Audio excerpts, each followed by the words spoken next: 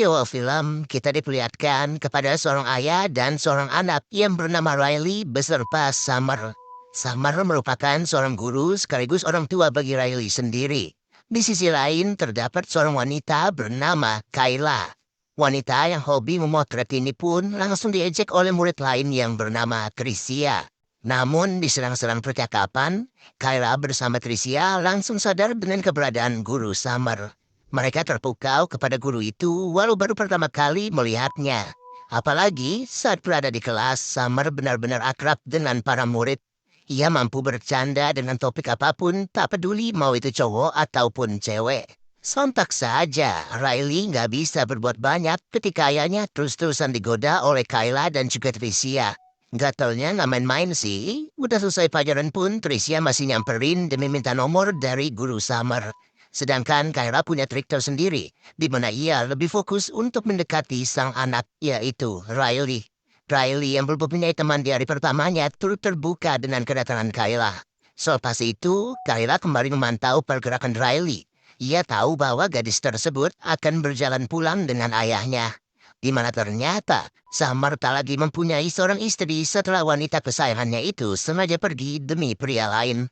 Pada situasi yang berbeda, Kayla pun diceritakan oleh ibunya yang merupakan seorang janda. Ibunya berkata bahwa ada seorang pria yang sedang mendekatinya baru-baru ini. Namun perasaan bahagia dan berbunga-bunga tidaklah dirasakan oleh Kayla yang selalu terngiang-ngiang dengan guru Summer. Saking terngiangnya, ia rela untuk datang ke rumah Riley demi mengorek-ngorek informasi terkait sang guru. Tapi heran, Riley malah nggak curiga sama sekali. Ia dengan senang hati bercerita sana-sini sembari berkeluh kesah dengan sikap ibunya yang dulu. Nggak kebayang sih memang kalau ada seorang murid yang tergila-gila seperti itu. Terlebih seiring berjalannya waktu, Tricia juga semakin menjadi-jadi untuk menggoda Summer. Bahkan demi mengikuti jejaknya Kayla, Tricia turut mendekati Riley secara terang-terangan. Jelas dong, dari sini Kayla nggak senang sama sekali.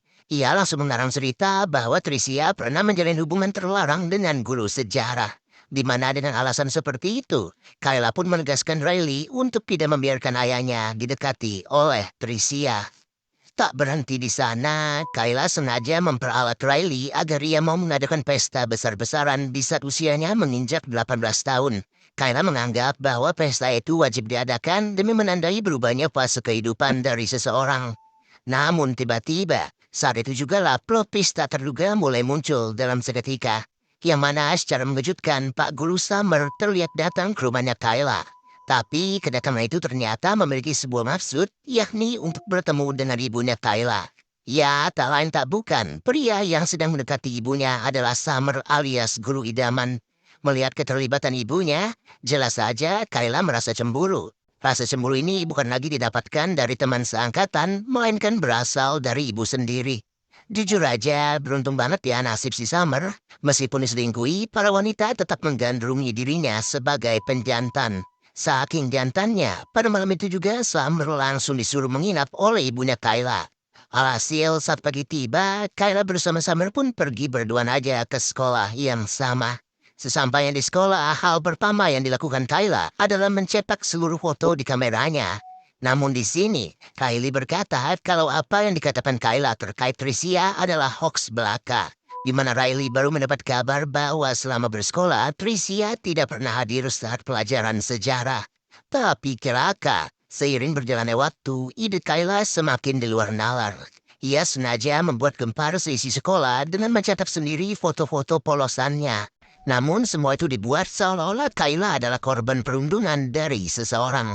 Yang mana sudah jelas, targetnya di sini adalah Tricia.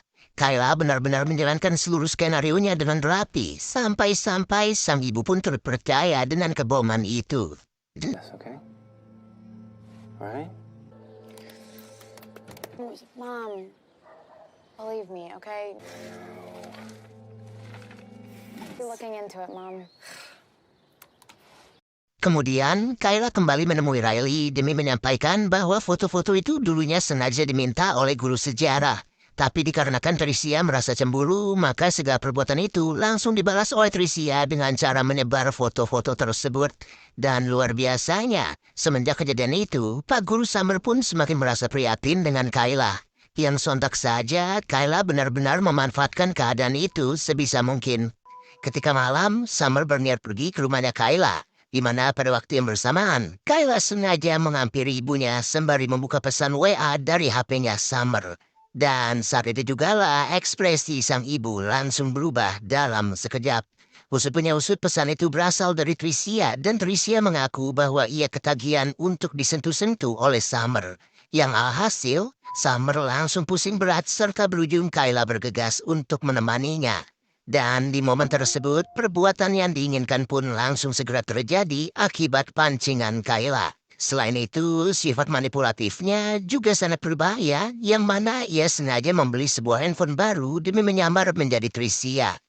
Lalu, ketika hari berganti, Tricia yang tak tahu apa-apa pun terlihat menjadi-jadi di dalam kelas. Sontak, pada posisi ini, Summer benar-benar dikerubungi oleh kedua gadis. Sampai pada akhirnya, secara tiba-tiba datanglah beberapa petinggi sekolah ke kelas itu.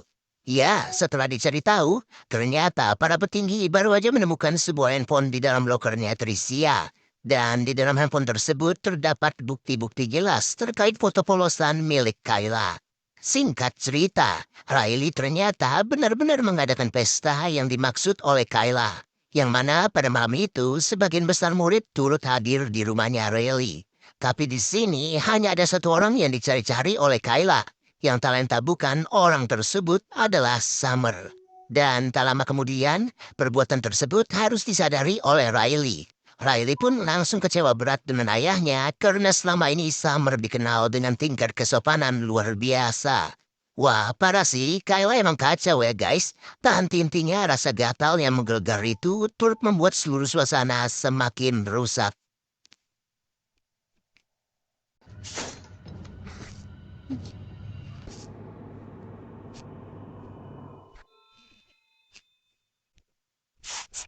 Mau tak mau, untuk pertama kalinya dalam hidup, Summer benar-benar tidak tenang dalam mengajar para murid. Ia tak percaya bahwa dalam waktu sesingkat itu, semua relasinya harus hancur lebur tak tersisa.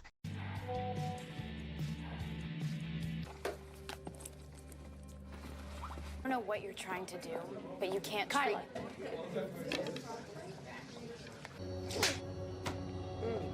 Listen, Beruntung, seiring berjalannya waktu, Riley pun mulai merasa iba dengan kondisi ayahnya. Selama mereka hidup berdua, ia sadar betul kalau ayahnya merupakan orang yang sangat baik. Kemudian, rencana jahat Kayla kembali terjadi setelah ia sengaja bertemu dengan Tricia. Di sini, Kayla terus-terusan menampar dirinya sendiri yang bahkan ia turut mematahkan jarinya sendiri. Dan untuk kesekian kalinya, berkat skenario itu, Tricia pun harus digiring oleh polisi setempat. Sedangkan Kayla harus berada di rumah sakit sembari mengharapkan kedatangan Summer. Namun sayang, bukannya dikasihani, Riley langsung mengecam seluruh perbuatan dari Kayla. Ia sadar bahwa selama ini dirinya sudah diperalat agar Kayla bisa menjalin hubungan bersama ayahnya. Alhasil, sangat disayangkan semenjak perkataan tersebutlah seluruh kondisi semakin memburuk. Bayangkan aja, di saat Riley masih berada di sekolah, Kayla pun masih menyempatkan diri untuk menebar teror. Di mana dengan kondisi rumah sakit yang sudah kosong, keberadaan Riley benar-benar terancam. Luka tusuk di bagian perutnya membuat ia tak mampu berkutik sama sekali. Dan untuk sekarang ini, Kayla masih mengejar satu tujuannya yang belum tercapai, yaitu mendapatkan luapan benih dari guru tercinta alias Summer. Hanya saja, Summer berhasil berontak secara cepat. Saking cepatnya, suara bising yang timbul pun turut membuat seorang penjaga sekolah sadar serta bergegas memeriksa keadaan. Akan tetapi, tepat pada saat itu juga lah si penjaga sekolah harus menjadi korban. Sontak saja, pada kali ini hanya tersisa Riley dan juga Kayla. Yang mana Riley hanya bisa melarikan diri sembari dikejar oleh wanita tersebut. Namun untungnya, dalam keadaan terpojok, Riley berhasil memberikan perlawanan yang sangat berarti. Lalu, tak lama dari kejadian itu, para polisi pun turut memenuhi lokasi sekolah. Terlihat jelas bahwa Summer bersama Riley berhasil selamat, begitu juga dengan Kayla. Di akhir film, waktu pun berlalu ke 3 tahun setelahnya. Di mana Riley yang udah lulus SMA pun bersiap untuk masuk ke perguruan tinggi, sedangkan Summer turut beralih profesi menjadi guru SD. Ya, mau tak mau, keputusan itu diambil Summer agar tak ada lagi para murid yang bisa jatuh hati kepadanya.